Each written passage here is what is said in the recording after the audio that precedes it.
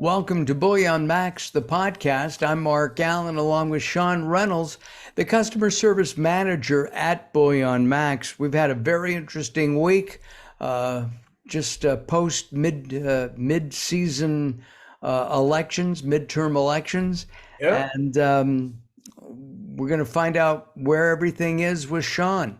yeah. Sean, good week, interesting week.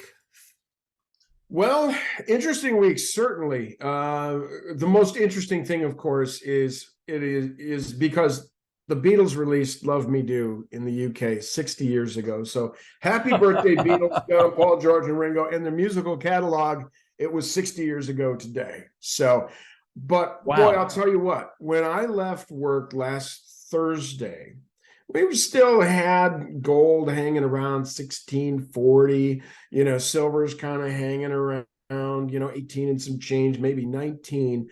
I get in the next day and all of a sudden it's like there's another $40 added to gold, and then there's another, almost $1 added to silver. Okay. When I started in this business in 2015, it was amazing if silver moved 15 cents in a month. Mm-hmm. So this type of volatility is not typical. We keep talking about this is a different time now where we can see some unprecedented things because we're in an unprecedented era. There's Absolutely. a lot going on that hasn't before now. So, we always talk about the past can't always predict the future. I think there are some things that are happening that the past has nothing to do with. So it's making the market move. Now, of course, if you've been buying, you love to see that. Yeah. If you're a new buyer and you're just getting started, you hate to see that. But I would say don't get discouraged, because it wasn't that long ago that silver was trading at $26. This would have been in March of this year. Less than a year ago, it was much higher, and it got down to, low 17s, which is low. I mean, I was surprised to see it get there after kind of falling to about $21 or so. And now we're back to, well, it's almost $22 as I look at it now. Wow, that's quite a ride for metals who just traditionally don't see this kind of volatility. So if somebody had bought at 17, it went up to what, 27, 28 that you said? Yeah, about 26 before 26. the crash. Okay. They would have made that they could have, and sold it. They could have made that money. Could have flipped it. Yeah, absolutely. Right? Typically, metals are not set up for flipping. Right.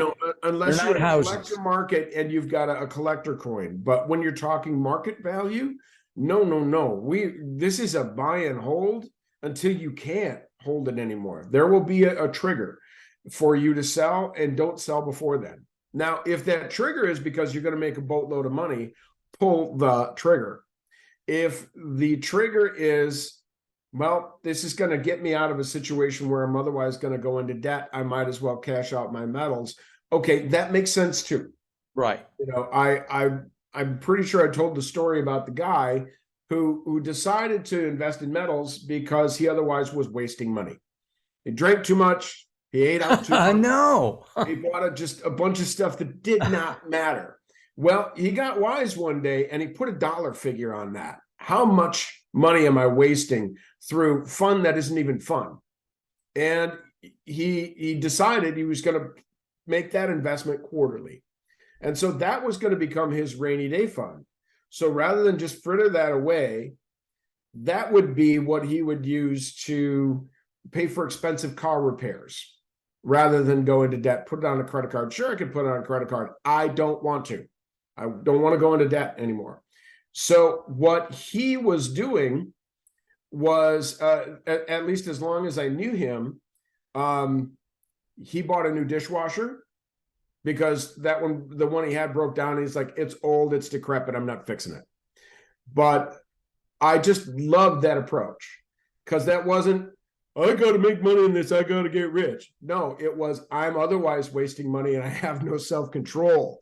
Here's a way for me knowing and that this is back when, the market didn't move enough to cover his premiums. He knew he was going to lose money, Right. because he wasn't going to be able to hold it long enough to have the market move to cover his premium. But you know what? He is like a model investor guy for me, because he had his reason, he found his discipline, and he never went into debt for these bigger things that you go, ooh, man, look at the credit card bill. Holy cow. I'm sure plenty of those nights when he ate too much and drank too much probably influenced him as well with look at that credit card. Of course. So, but as you said, you made the statement that this is a long game. Investing in precious metals is a long game. Mhm. And we've seen the market move up, the metals, precious metals move up recently. And that's a good thing, isn't it? Absolutely, because there are many who feel that silver is way devalued at about $20, $22. I think we've had some guests on this on our podcast say if it were not as controlled as it is, it would trade for anywhere from $250 an ounce to $400 an ounce. Yes. Wow. Okay.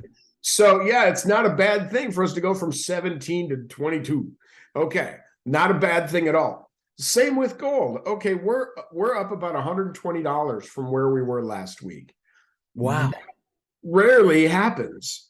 And you'd be hard pressed to pick one individual thing that made that happen. I don't feel the midterms drove that, because it started beforehand and it continued after the election. Now we don't have the results. That might even have another impact on the market yet. I don't know. But we don't normally see this kind of movement. So of course, we get people buying in both directions. When the market goes down, people go, yay, market's down, I'm going to buy. When the market goes up, people go, better buy now. Okay. We see activity in either direction, but that is something that's going to impact our inventory, obviously. And so you're going to see things come in and out of stock quite frequently, both gold and silver. The supply of gold is a little bit better than the silver, but the silver is getting really tricky to keep in stock because there's so many new investors getting started, and silver is what they're picking. So I don't mean to interrupt. Well, yes, I do, but please. Inventory being tight. Yeah.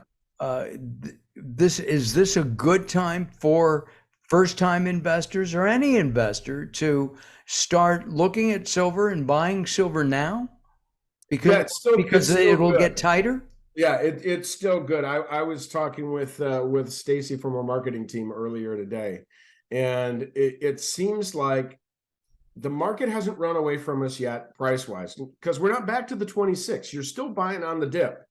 So under 26, you're still there's, your timing's still good.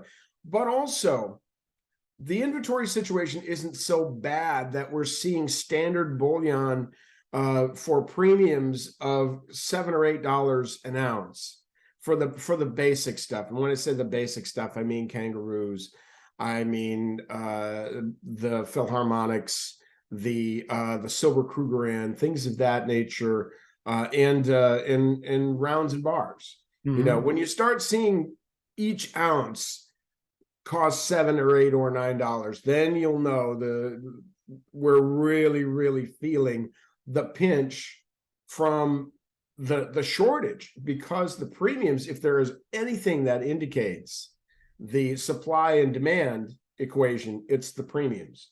So the premium, let's describe the premiums again, especially so that people understand what's happening. One, the premium on product at BullionMax is clearly marked and clearly labeled, which shows the invisibility, if you will, the transparency of paper thin. No, we really are proud of the transparency that we bring to the metals industry. And we should probably grab a screenshot to show people what we're talking about here. We break down our prices and show you what the premium is, what the current market rate is for the metal, and therefore what your purchase price is when you're buying with cash. Most other places just show you, here's your price when you're paying by a cash method, here's your price when you're paying by a credit card or PayPal. So we're not going to make you do the math to go, okay, selling price is this minus spot equals, there's the premium. Ouch. Okay, if it's ouch, why not just show it's ouch? You know, where are you going to hide? What are you hiding? We're Exactly. proud of our low premiums and competing with all the big boys on price. You know, then the question is, who's got what in stock? Doesn't matter what they're selling it for if they don't have it, right? Right. I'll take Right. all that I can get. No, you won't. There No. isn't any. Sorry. With the tight prices, are more and more people a tight inventory? Are more and more people disappointed because they can't buy as much? I would say they're not disappointed, but they buy differently. Okay. And so what some people have been doing, in another conversation that I just had recently, because it specifically was about gold yesterday and gold today, and gold's up $40 today. And so we kind of talked about a strategy. She decided she was going to buy some, not her full budget worth when it went up. If it goes up again very soon, she's going to finish her budget. If it hangs out for a while, she's going to wait for a while to see if maybe it'll go back down. If it goes back down, she's going to buy, and she's going to finish her budget. So what she's doing is she's working on cost averaging her metals in case you run away in either direction. So she decided it was smartest not to buy all of it now, because then what if it falls? What if it falls because the stock market loses another 20% that people are talking about? Right. Okay, that will make metals fall too. Historically, it has. So the idea is, again, that cost averaging. She'd be kicking herself if she spent all of her money and then we go down to 16, or if she passed on it right now because it's too expensive and then it goes up to 18. And I guess the mindset has to be, as we just said, to use a golf expression.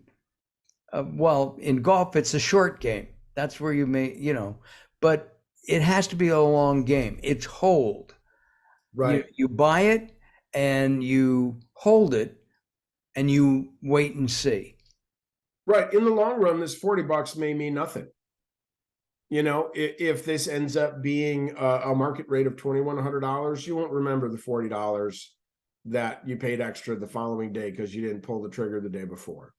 Right. That's the beauty of the long game, is, again, it's that cost averaging, dollar cost averaging.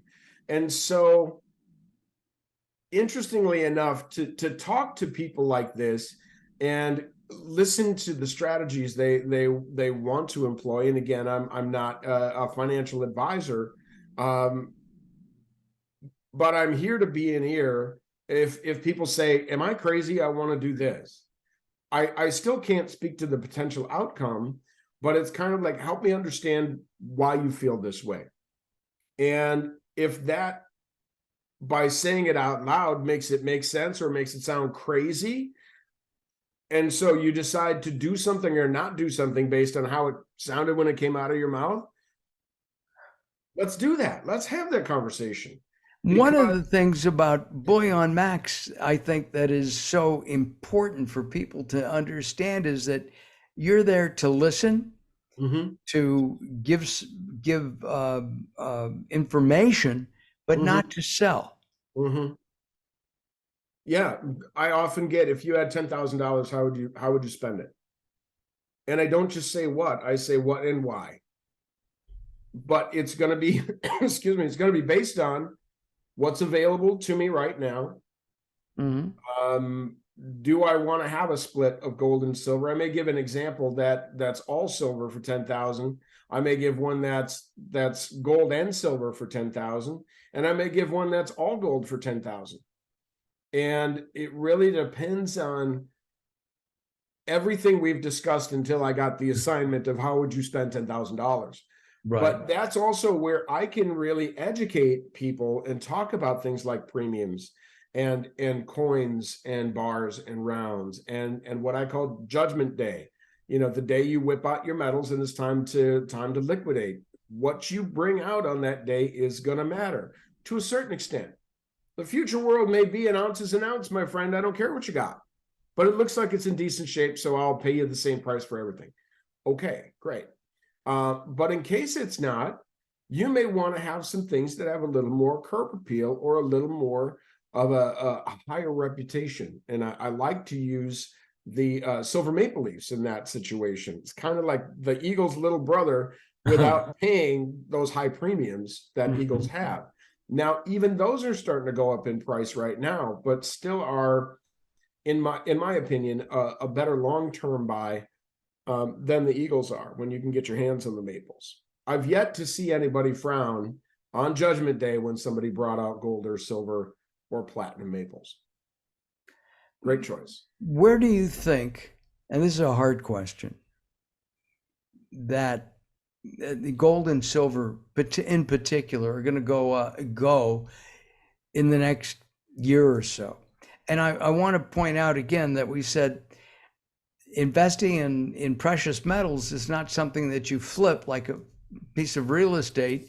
You buy it, you fix up the outside, you may repair the plumbing. You don't do that with precious metals. You hold typically don't, unless you got some amazing prices on some collector's items.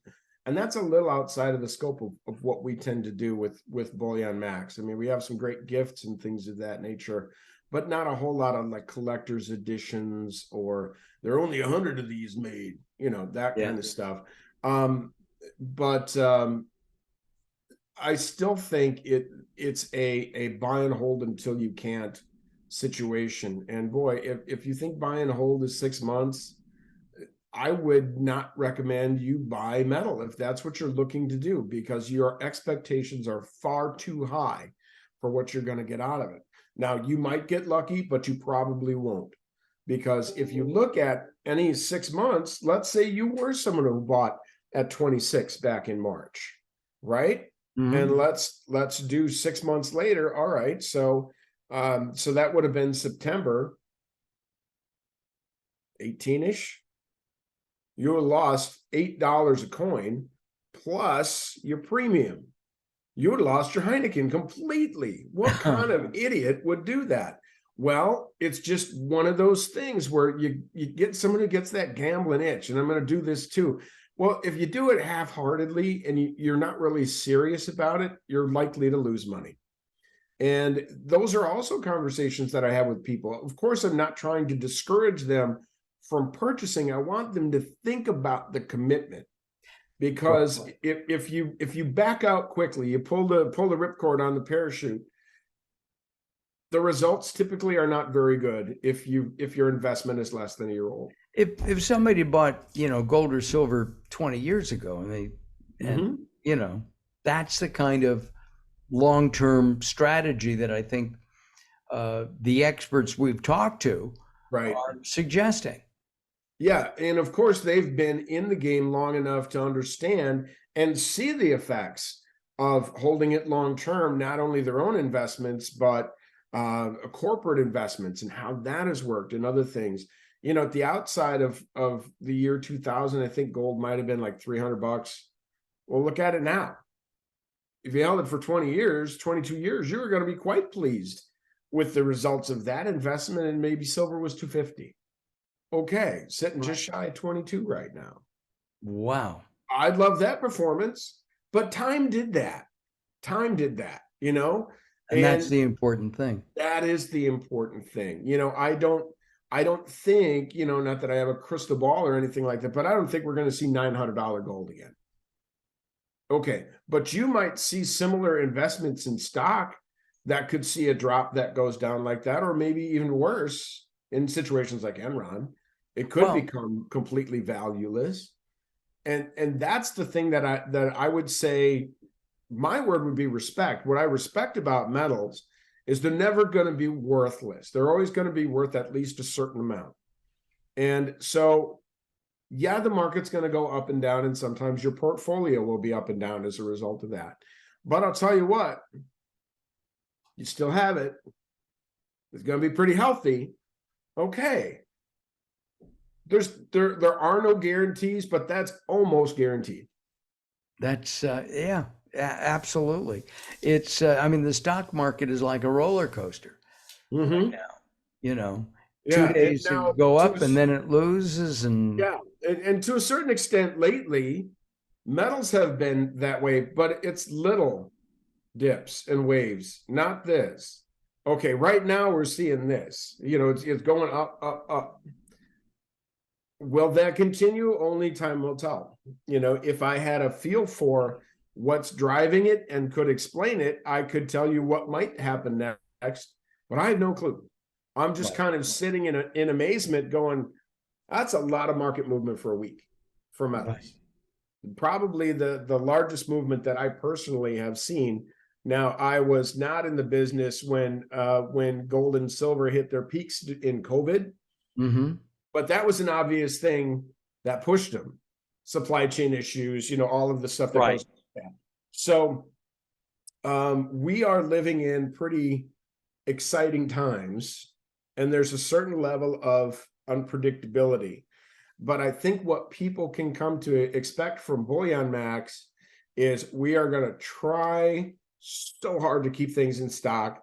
We are going to try so hard to keep our premiums down and competitive with everybody else. And we are going to continue to make sure we package our orders in such a way that everything arrives safely and it arrives in a reasonable amount of time. And so we have a great value proposition for people who want to do business with us. We are going to do our best to deal with the headwinds that we have in the business. We can't control the market. We don't know what it's going to do. We can control premiums, but let's face it, stuff costs us money too. They don't mint these things for free. Right. Either that, or even if you're just buying it from somebody, they're not going to sell it to you for spot. They're going to want a little something extra. And as we pointed out in this episode, and we've talked about it before, is that right there on the BullionMax website, if you want to buy a coin or a bar, a round, whatever you're buying, if there's a premium on that, it's right there. It's not, yeah, for you to see. It's not like the resort fees at hotels in Las Vegas. You find out later. Yes. Yeah. The thing that is important about that kind of transparency for new folks is I want them to look at, what am I getting for the money? Is this a coin or a bar? Okay. Is this a renowned coin or a bar? Thinking Judgment Day. All right. Do I really want to pay that much extra in premiums for Judgment Day if it probably doesn't even matter? Okay, that's a decision everybody needs to make for him or herself. I don't have the magic answers for that either, because I don't know who you're trading with. Right. I can predict what we might buy it back for, and that's another important thing to consider right now with all this volatility and everything. Maybe the jumping off point is right here, right now for some folks. Christmas is coming. You may want to have money for some gifts. You may want to give some of what you have as gifts. But I also want to make sure that people who view this know you can sell back to us. We have this cool new part on the site that says sell to us. Just find what you want to sell us, and your prices are right out there. You can even create your own purchase order. We have made selling back so easy. So the only thing you're responsible for is wrapping up your metals carefully, and of course, making sure the condition is what you say it is going to be. Otherwise, you're going to get a call from who. These are not brilliant and circulated. Yes. I cannot pay you those amounts. Yes. So we also pay by ACH. So you give us your bank information. You're not going to wait for a check. We're just going to put that money right in your account. Got Okay. it. Most people are motivated sellers right now. Right. Otherwise, we're holding, right? Holding Right. forever. Okay. So, yeah, those guys don't want to wait for a check in the mail. They typically need money and they need it now. So, And it hits your bank account within 24 hours. just like that. So, And there's no cost to that either, generally speaking. yes, we do not charge a fee to pay that way. Right. And I actually had a guy today say, "What if I want a check?" Okay. We don't have a checking account. All of our payments No? are Oh, no that's ACH. very How interesting. we pay. So if you need a check, you're gonna have to go somewhere else. Got it. But I would be surprised that somebody would really have to have a check, because as we talked about earlier about the mail and being careful about your check payments during the holiday season, do you really want to throw, I don't know, let's say you just sold back $8,000 worth of stuff to us. You really want to check for $8,000 floating out in the mail right now? Right. Probably not, because you don't know when you're going to get it. And especially if you cashed out for a particular purpose, you're Mhm. probably on a timeline. And so anything you can do to manipulate or control that timeline, you're most definitely going to want to do that. So it's so simple. Go to Sell to Us, check it out, see what we're paying for this, that, and the other thing. And like I said, you're responsible for shipping it back to us, the insurance, but you use whatever carrier you want. We usually have it checked in within and payment issued in about 2 or 3 business days from the day it hits the dock. I mean, that's pretty good. That's very good and very, very, very fast. Well, we're out of time on this episode. We will be back very soon with more of BullionMax podcasts. And thank you very much for watching. Sean has a message for us all. Please subscribe. Check it out. We have special guests and knuckleheads like me on this show every episode. So you never know what you're going to find out next in our land of infotainment. Infotainment. That's exactly what it is. Listen, Sean, thank you very much for your time and your education. Mm-hmm. And thank you for watching. Subscribe, as Sean has said, and we will see you on our next episode of BullionMax, the podcast. Bye-bye for now.